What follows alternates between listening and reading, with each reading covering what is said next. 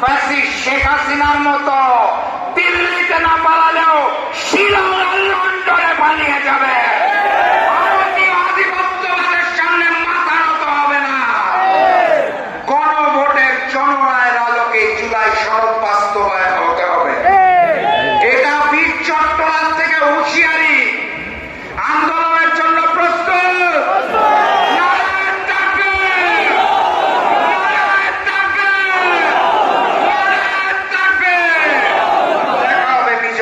বিজয়ের পথে যাত্রা শুরু, জীবন অথবা মৃত্যু। আসসালামু আলাইকুম।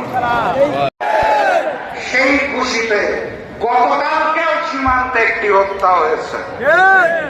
সেই খুশিতে গতকাল ভারত থেকে নবনিযুক্ত হাই কমিশনার বাংলাদেশে পা রেখে ভারতের 140 কোটি মানুষ আর বাংলাদেশের 20 কোটি মানুষ নিয়ে 160 কোটি মানুষের নতুন মানচিত্র করতে চায়। নতুন হাই কমিশনার একই আকাশ, একই বাতাস, একই সীমান্তের গল্প শোনাতে চায়।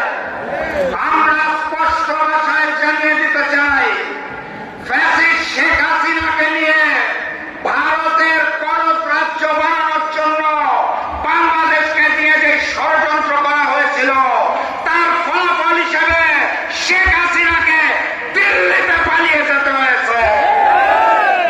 নতুন জালেমকে নিয়ে যে এক আকাশ, এক বাতাস, এক সীমান্ত স্বপ্ন দেখছেন, হিসাব দেয়, আইন শৃঙ্খলা পরিস্থিতির হিসাব দিতে পারে